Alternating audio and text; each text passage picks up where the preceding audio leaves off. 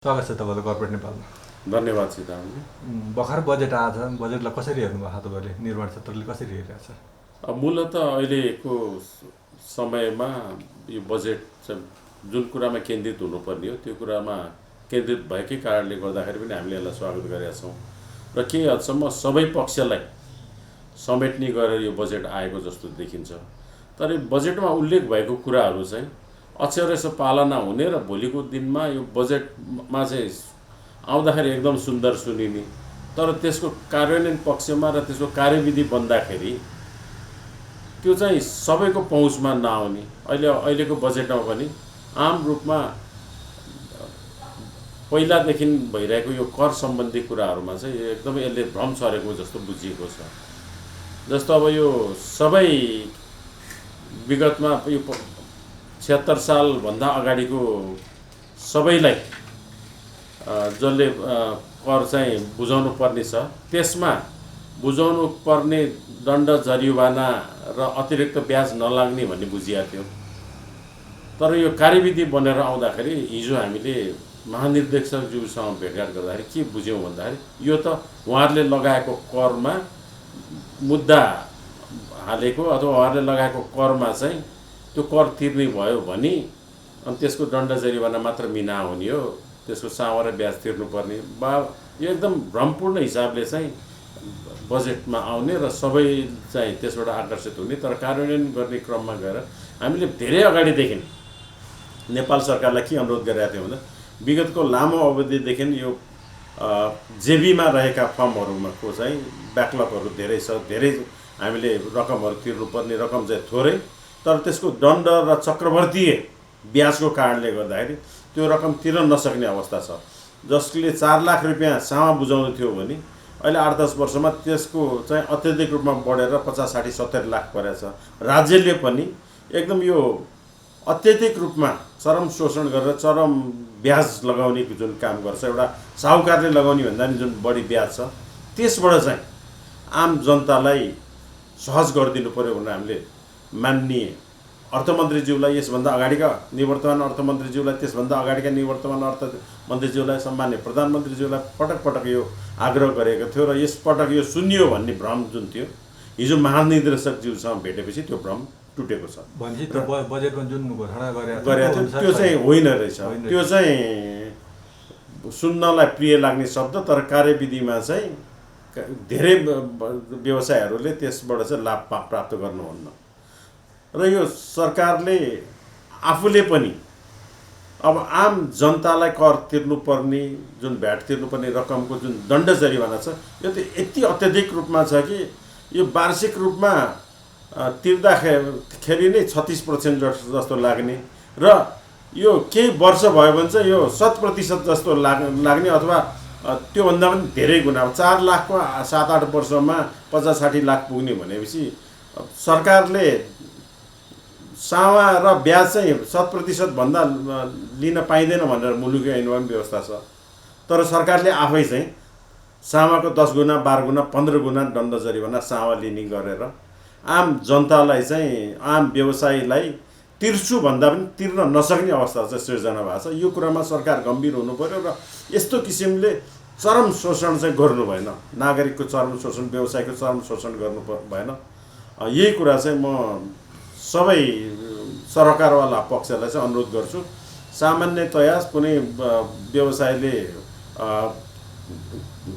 त्रुटि गर्छ भने त्यो त्रुटिको योग्य दण्ड जरिवाना हुनुपर्छ। त्यसको चाहिँ यति चरम दण्ड जरिवानाले गर्दाखेरि त्यो व्यवसाय नै मर्ने स्थिति सिर्जना भएको छ। जस्तो बजेटकै कुरामा नि अब बजेट बढी छरेर पपुलिस्ट खालको आयो, छर्ने खालको आयो, त्यसमा सामाजिक सुरक्षालाई मात्र बढी प्रायोरिटी दियो, विकास निर्माणलाई त्यति दिएन भन्ने खालको भनाइ छ। एकदमै सही कुरा हो। यो बजेट चाहिँ सबैलाई खुसी पार्ने तर अन्तमा गएर सबै दुखी हुने बजेट हो।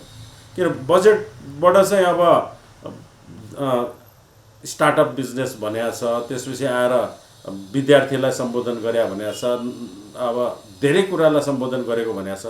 भोलि अन्तमा गएर ती सबै चाहिँ सबैले लाभ पाउने स्थिति रहँदैन। 25 लाखसम्म चाहिँ नयाँ व्यवसायीलाई चाहिँ 1% ब्याज दरमा दिने भनेको छ। 80,000 रुपियाँ ल्यापटप विद्यार्थीलाई दिने भनेको छ।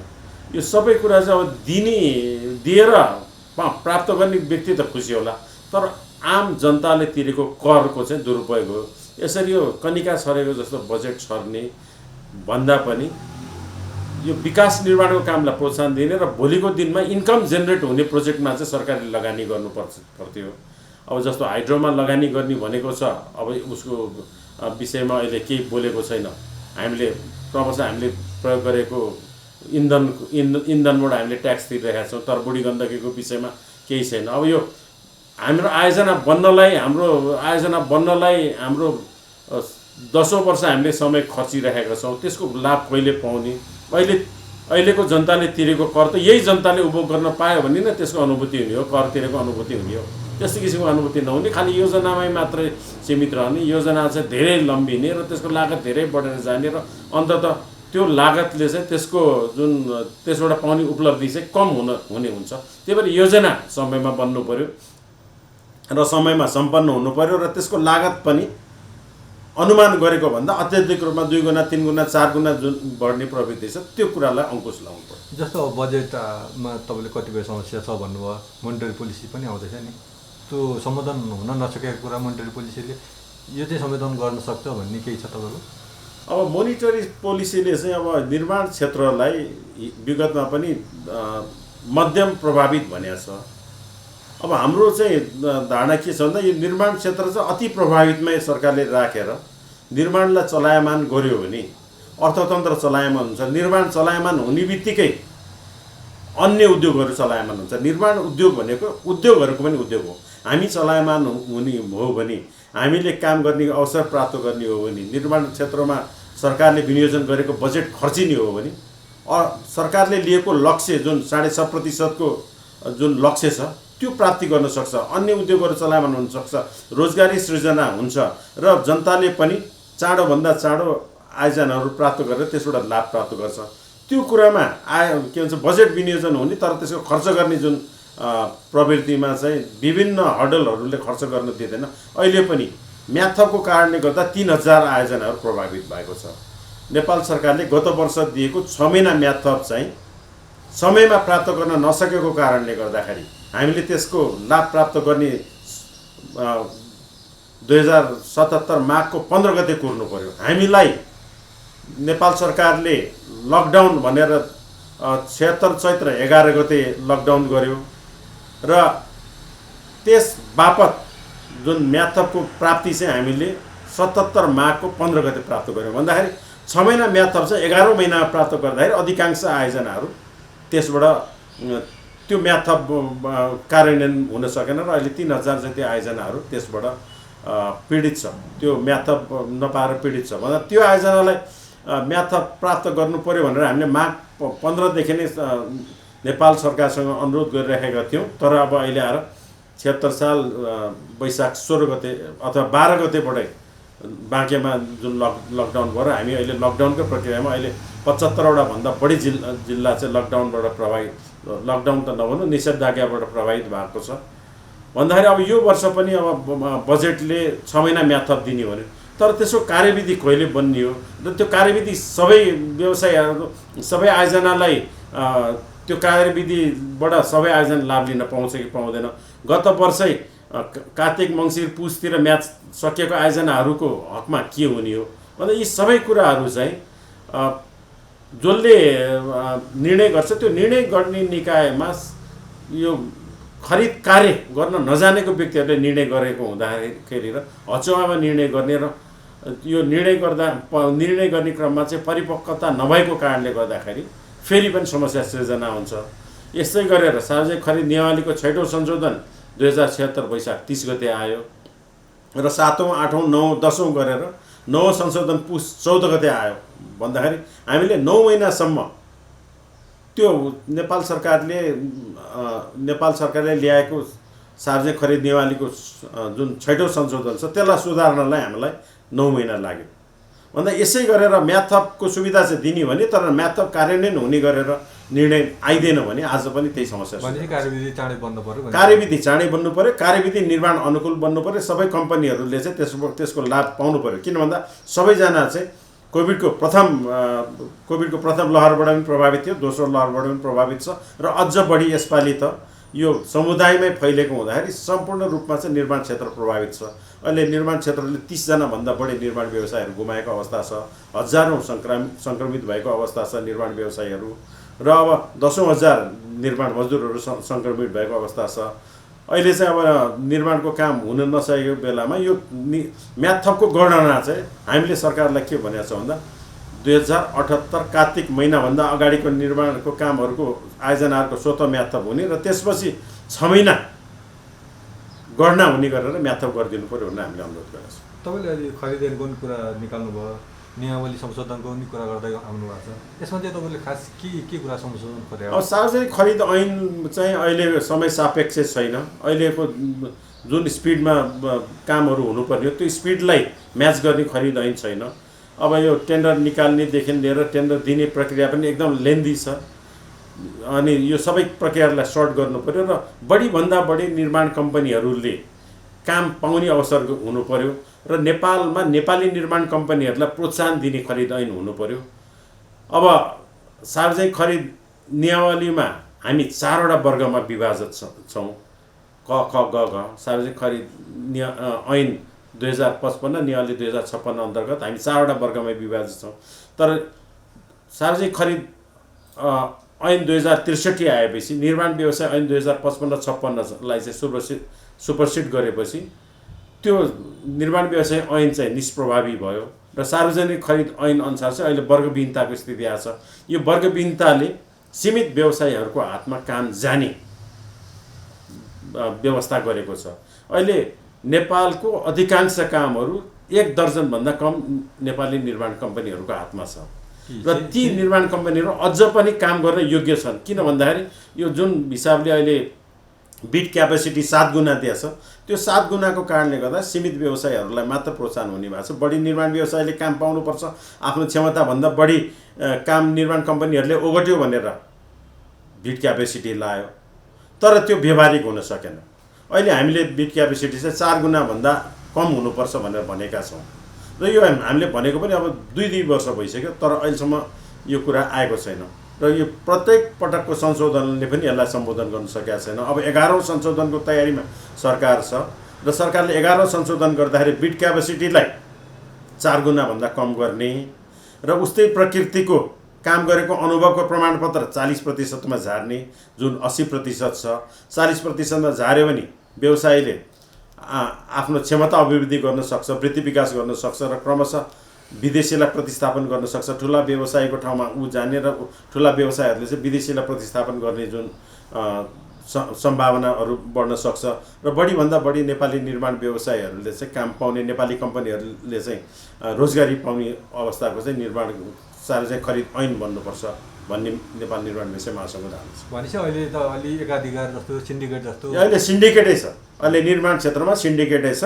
होलसेलमा 10-12वटा एजेन्टको रूपमा चाहिँ 10-12वटा कम्पनीले काम गरेको छ र राज्यको उपल्लो निकायमा बसेका अधिकारीहरूसँग संरक्षण प्राप्त, राज्यको पार्टीको आशीर्वाद प्राप्त, सरकारको आशीर्वाद प्राप्त केही निर्माण कम्पनीहरूको हातमा चाहिँ नेपालको निर्माण कामहरू उहाँहरूले प्राप्त गर्ने र उहाँहरूले अन्य सब कन्ट्र्याक्टहरूलाई सिर्जना गरेर सब कन्ट्र्याक्टहरूलाई दिँदै जाने, जसले गर्दाखेरि जिम्मेवारीपूर्वक ती आयोजनाहरू सम्पन्न नहुने अवस्था जस्तो अब नेपालको निर्माण क्षेत्रमा नि समस्या जस्तो आफ्नो गुणस्तर बढाउन नसक्ने, क्षमता अनुसारको काम गर्न नसक्ने, गुणस्तरीय काम गर्न नसक्ने खालको आवाज हुन्छ नि, त्यसलाई त्यो खालको आरोप पनि लाग्ने गर्छ। त्यो आरोप चाहिँ सरासर सत्य हुँदैन। किन भन्दा निर्माण कम्पनीहरूले काम गर्ने भनेको चाहिँ तोकिएको गुणस्तरमा काम गर्ने हो।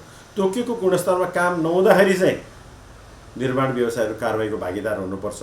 तर त्यो तोकिएको गुणस्तर नै आवश्यकताभन्दा कम गुणस्तरको छ भने चाहिँ त्यसमा चाहिँ त्यसको कन्सल्ट्यान्टहरू बनाउन लाउने निकायहरू बढी जिम्मेवार हुन्छ।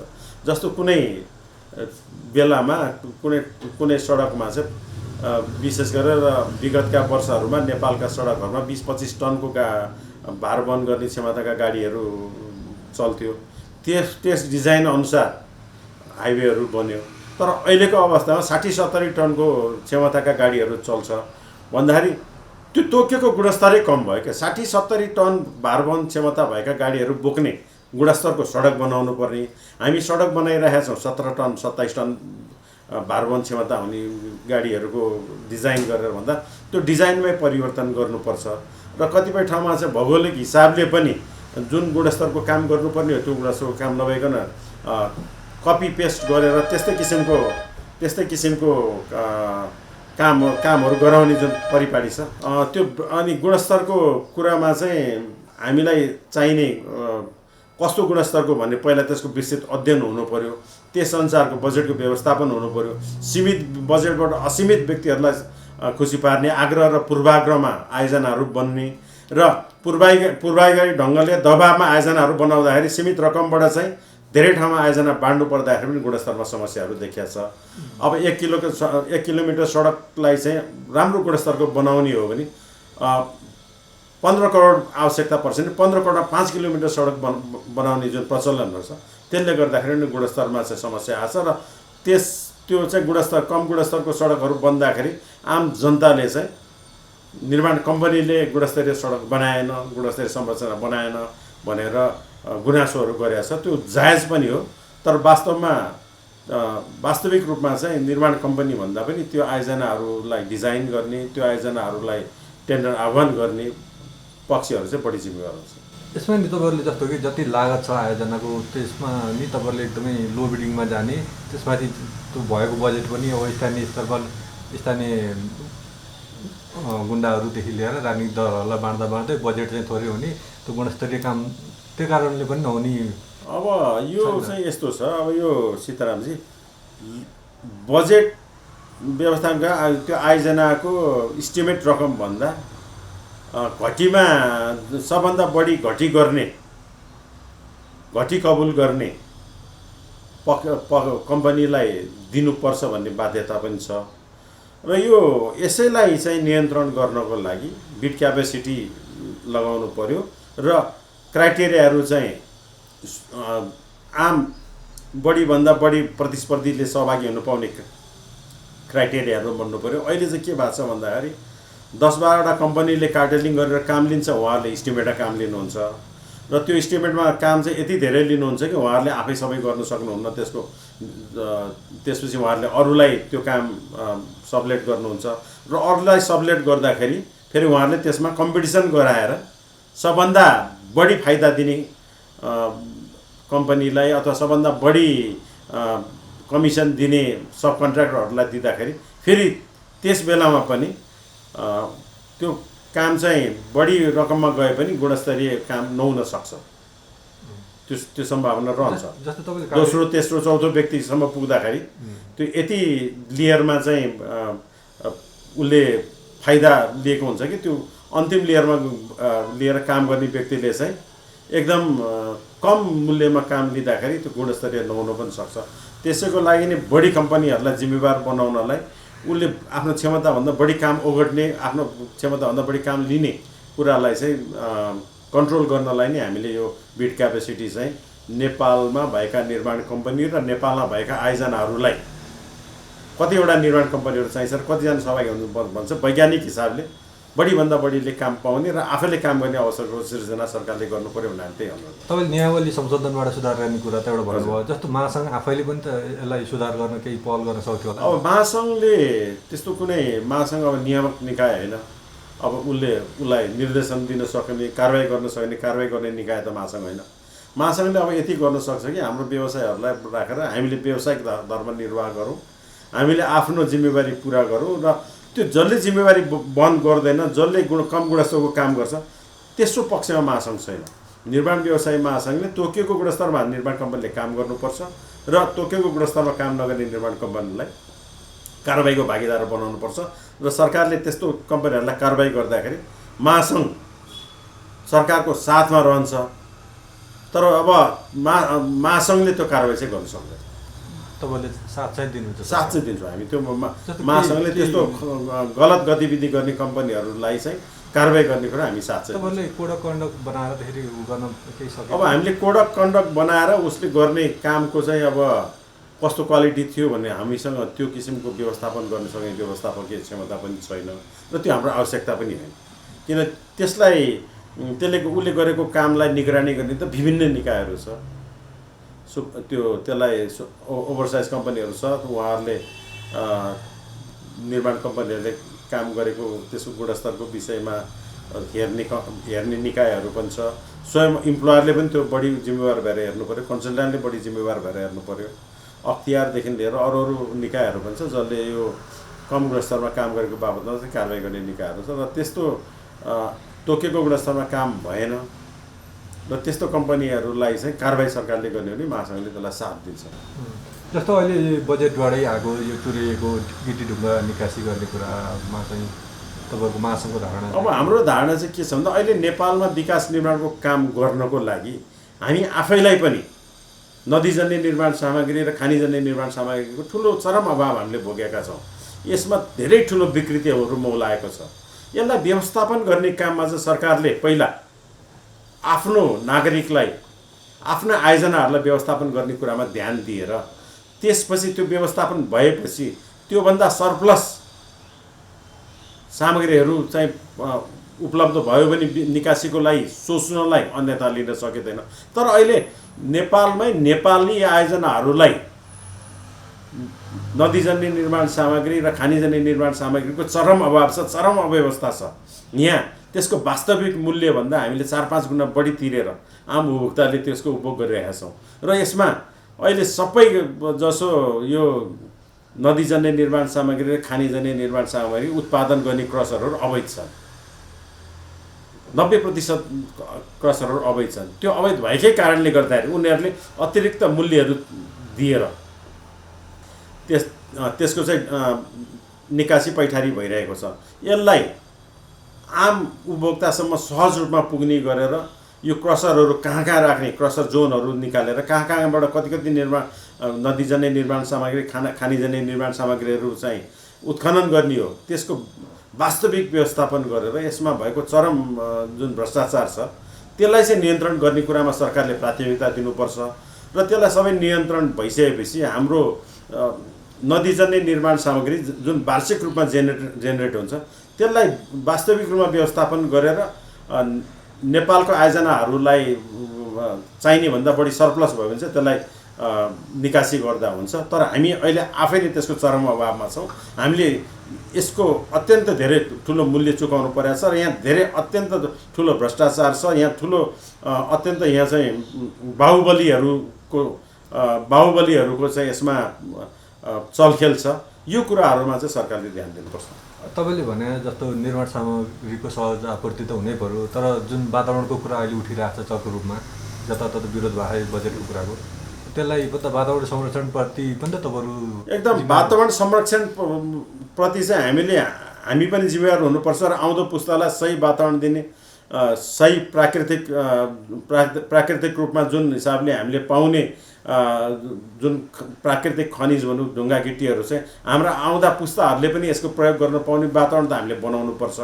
तर अहिले पनि हाम्रो नदी नालाबाट चाहिँ जुन हिसाबले वार्षिक रूपमा जति ढुङ्गा गिट्टी बालुवा उत्पादन भएको छ त्यसलाई सही व्यवस्थापन गर्यो भने हामीलाई आवश्यक पर्ने निर्माण सामग्री पनि हामीले उपभोग गर्न पाउँछौँ। र मलाई लाग्छ यति धेरै मात्रामा वार्षिक हिसाबले जेनेरेट हुन्छ, त्यो जेनेरेट हुनेबाट सरप्लस चाहिँ हामीले अन्यत्र भारत मात्र किन अन्यत्र पनि निकासी गर्न सक्छौँ। त्यसबाट चाहिँ हामीले अत्यधिक रूपमा ट्याक्सहरू उठाउन पनि सक्छौँ। तर अहिले चाहिँ के भएको छ भने सरकारले प्राप्त गर्ने लाभ चाहिँ अत्यन्त कम हुने, बाहुबलीहरूले राजनीतिक संरक्षणहरूले कर्मचारीहरूले चाहिँ त्यसमा चाहिँ अत्यधिक रूपमा चाहिँ आर्थिक दोहन गरेको भएर र त्यो आर्थिक दोहनको कारणले गर्दा उनीहरू शक्तिशाली भएको भएर आम जनता चाहिँ त्रसित छ। जहाँ बढी आर्थिक हिसाबले चाहिँ जहाँ बढी चलखेल हुन्छ, जहाँ बढी आर्थिक उपार्जनहरू हुन्छ, जहाँ अवैध हुन्छ त्यहाँ चाहिँ बढी आर्थिक चलखेल हुने, अवैध उपार्जन भएपछि त्यहाँ चाहिँ शक्तिशाली व्यक्तिहरू चाहिँ हाबी हुने, बाहुबलीहरू हाबी हुने र निरै जनताहरूलाई चाहिँ त्यहाँ त्यसबाट त्रासको वातावरण हुने भएर अहिले आम जनता चाहिँ यसको विरुद्धमा आवाज उठाउन बाध्य भएको छ। जस्तो अहिले भर्खरै सर्वोच्च अदालतले यो निषेधाज्ञाको समयमा टेन्डर नगर्ने भनेर तपाईँहरूको पक्षमा फैसला गरिदिएको छ होइन, तर त्यसले त झन् विकास अब यस्तो छ, एकातिर अब यो सबैभन्दा पहिला हामीले प्राथमिकता चाहिँ नागरिकको स्वास्थ्यलाई दिनु पर्यो।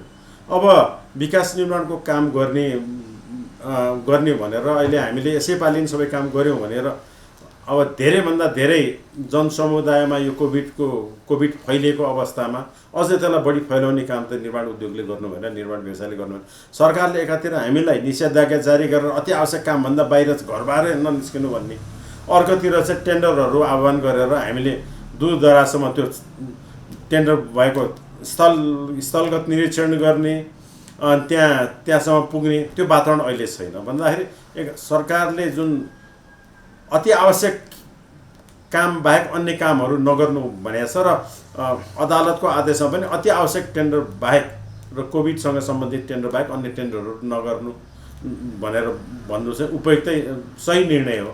र अब हामी बाँच्यौँ भने, हामी रह्यौँ भने अर्को साल पनि हामीले काम गर्न सक्छौँ र कोभिडलाई चाहिँ कम गर्नलाई, कोभिडलाई निष्प्रभावी बनाउनलाई कमभन्दा कम गतिविधिहरू गर्नुपर्ने कुरामा यो टेन्डर आह्वान गरेर यो बजेट यसपालि सकिन्छ भन्ने र यो अहिलेकै बेलामा चाहिँ बढीभन्दा बढी आफू अनुकूल फर्म कम्पनीहरूलाई काम दिनेमा पनि स्थानीय निकायदेखि लिएर प्रदेश र सङ्घीय सरकारहरू पनि लागेको देखिन्छ। सङ्घीय सरकारमा आफूलाई अनुकूल हुने पात्रहरूलाई अहिले टेन्डर दिलाउनलाई अनावश्यक क्राइटेरियाहरू राखेर अस्पताल बनाउनलाई पर्खालको अक्सिलरी पर्खाल लाग्नुपर्छ भन्ने एउटा क्राइटेरिया राख्ने, त्यसपछि यस्तो रङको चाहिँ रङ्गीन ढुङ्गा छापेको अनुभव चाहिन्छ भन्ने अस्पताल बनाउनलाई, जुन मेजर अस्पताल बनाउने क्राइटेरियालाई चाहिँ ध्यान नदिकन र अब अहिले लुम्बिनी विकास कोषमा पनि 4वटा टेन्डरहरू आह्वान भएको छ, जसले कि 80 करोडको टेन्डर छ तर उसले सर्टिफिकेट चाहिँ 20 करोडको हेरिटेजमा काम गरेको भन्ने माया छ। सार्वजनिक खरिद ऐन अनुसार उसले 80% सर्टिफिकेट माग्नुपर्ने अहिलेको प्रावधान छ। भन्दा 80 करोडको काममा उसले 64 करोडको सर्टिफिकेट माग्नुपर्ने थियो भने 20 करोडको काम गरेको सर्टिफिकेट मागेको छ। त्यो किन मागिएको भन्दा या त उसले सर्टिफिकेट माग्नै पर्दाखेरि 64 करोडको माग्नु पर्थ्यो, भन्दा अहिले हेरिटेजको काम गर्ने कन्ट्र्याक्टरहरू नेपालमा 4-5 वटा मात्र छ। भन्दा 4-5 वटा कम्पनीलाई टार्गेट गरेर 4वटा टेन्डर चाहिँ 80 करोडको 3.5 अरबको टेन्डर निकालेर त्यस्तो चलखेलहरू गरिरहेको छ।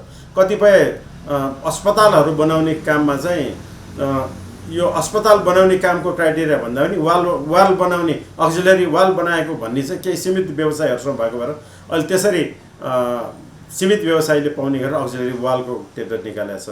अनि यो के भन्छ ब्लकहरू चाहिँ हामीले फ्याक्ट्रीबाट खरिद गरेर लानुपर्ने हो। M35 को काम गरेको अनुभव चाहिन्छ भनेर जुन 4-5 वटा कम्पनी छ त्यसलाई प्राथमिकता राखेर काम गरिरहेको छ। भन्दा यो कोभिडको समयमा पनि अहिले गतिविधि नगर्नुपर्ने बेलामा यो जुन गतिविधिहरू भइरहेको छ जसले गर्दाखेरि अनियमितताहरू निम्ति आउने सम्भावनाहरू बढेर गएको छ। अब सरकारले अर्थ मन्त्रालयले चाँडै बजेट कार्यान्वयन गर्न होला, चाँडै टेन्डर गर्ने भनेर भनिरहेको बेला तपाईँले झन् विरोध गर्दा त झन् तपाईँलाई नै अब यो असारको बेलामा टेन्डर दिएर मोबिलाइजेसन दिएर केही मोबिलाइजेसन दिने निकायले पनि केही प्राप्त गर्ने र कम्पनीले पनि केही प्राप्त गर्ने अवसरबाट त वञ्चित भयो। तर आम जनताको अहिले जनस्वास्थ्यको विषयलाई चाहिँ गौणमा राखेर त्यसलाई प्राथमिकता दिनु हुँदैन।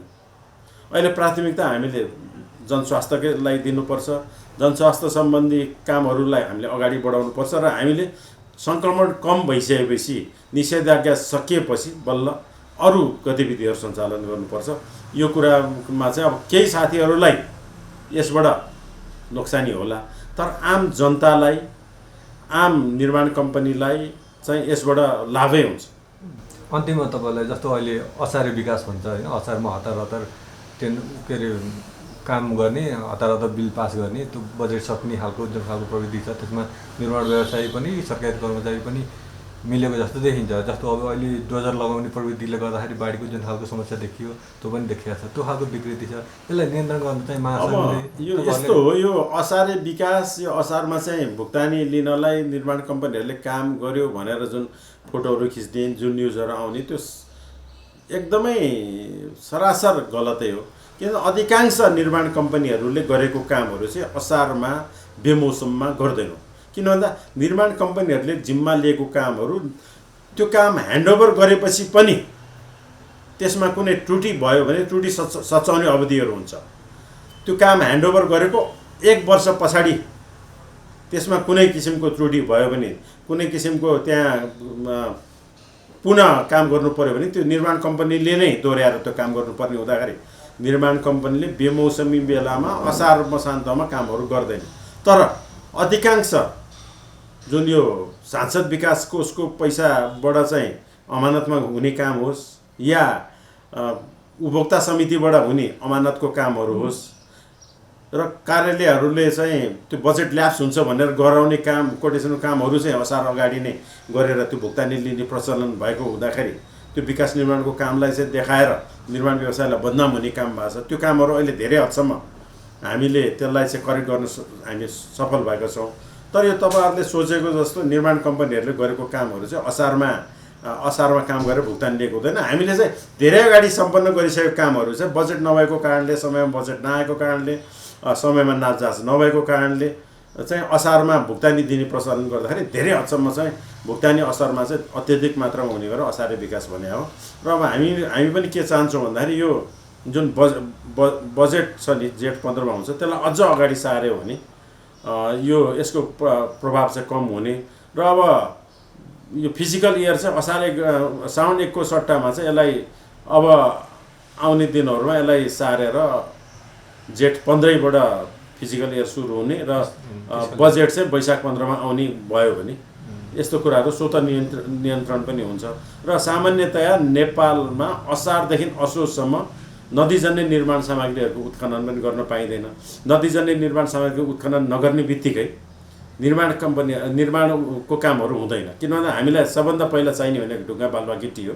भन्दा असारदेखि असोजसम्म नदीजन्य निर्माण सामग्रीहरू उत्खनन गर्न पाउँदाखेरि असारदेखि असोजसम्म चाहिँ एक किसिमले कन्स्ट्रक्सन होलिडे मान्नु भए पनि हुन्छ। तपाईँहरूले निर्माणको कामहरू त्यो बेला हुँदैन। हुन्छ, धन्यवाद। हस् त।